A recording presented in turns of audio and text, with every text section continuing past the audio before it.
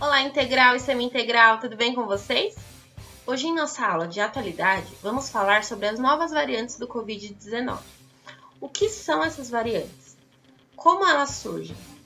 Como afetam a pandemia?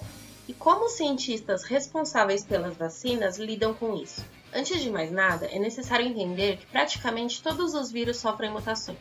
São poucos os casos em que isso não acontece, como o vírus da catapora, por exemplo. Como ele nunca sofreu mutações, quem pega a catapora uma vez não corre o risco de pegar novamente, porque o seu corpo se lembra daquele vírus e consegue combatê-lo. Mas a grande maioria dos vírus passa por mutações. Por isso, nós podemos pegar gripe mais de uma vez, por exemplo, porque a cada mutação, o nosso corpo não reconhece aquele vírus e não consegue combatê-lo. Por isso, ficamos doentes.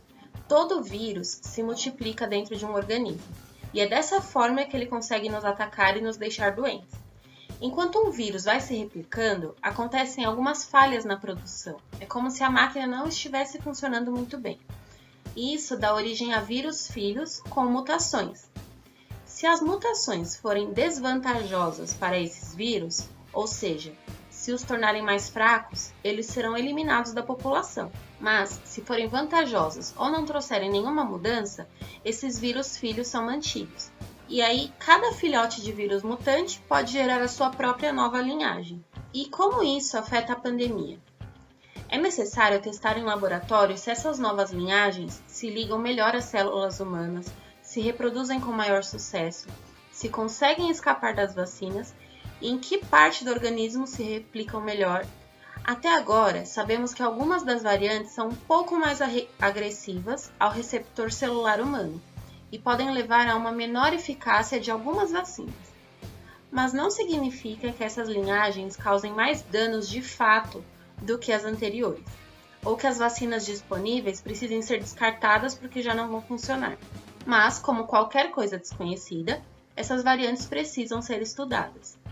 E é isso que os cientistas estão fazendo, estudando e testando essas novas variantes para entender melhor o seu comportamento, o perigo e tudo mais.